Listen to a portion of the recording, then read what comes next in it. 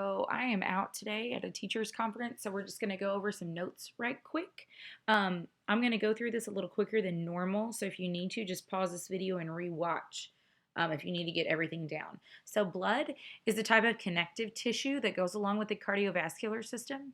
Characteristics of blood that you need to know: it is liquid, red, the sodium concentration, the acidity, and the volume. So specifically, it's a viscous but semi-solid with air exposure. So it's kind of a thick. It's not very runny, and you want that.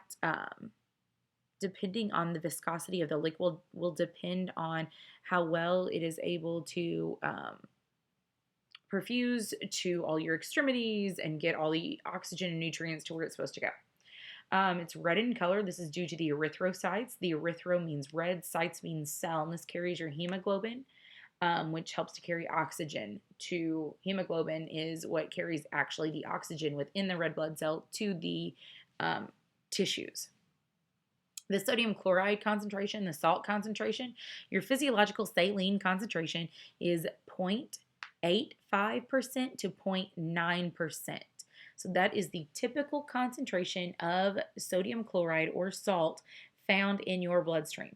And that's called the saline concentration. That's a very important concentration that you need to know, 0.85% to 0.9%.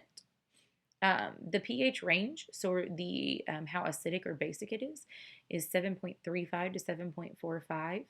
Remember that 7 is neutral. Lower on that scale is acidic. Higher on that scale is basic. And volume, male to female. So male has slightly more, with 5 to 6 liters. Female has 4 to 5 liters. Okay, onward.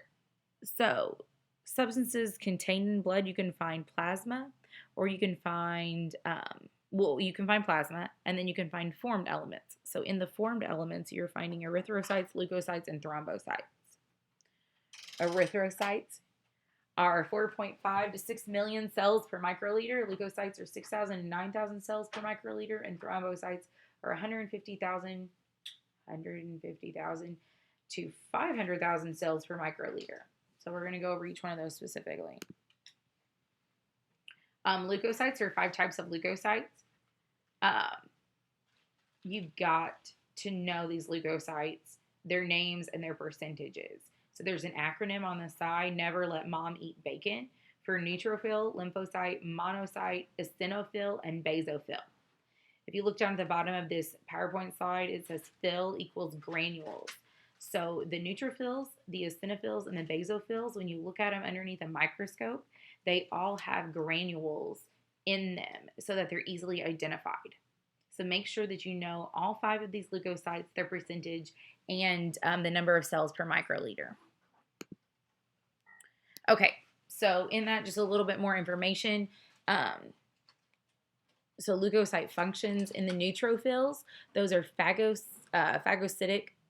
They will eat up small debris, so they kind of help with immune response. A lymphocyte, my goodness, is helping with special immunity. It will remember things that it's been in contact with before, kind of storing up soldiers for a bigger fight later, kind of along with immunizations.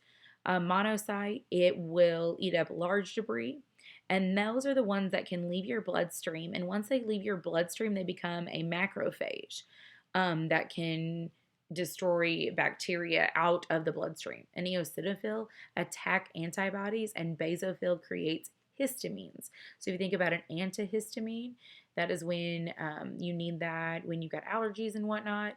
It blocks the histamines that cause all of those effects when you're talking about your allergies.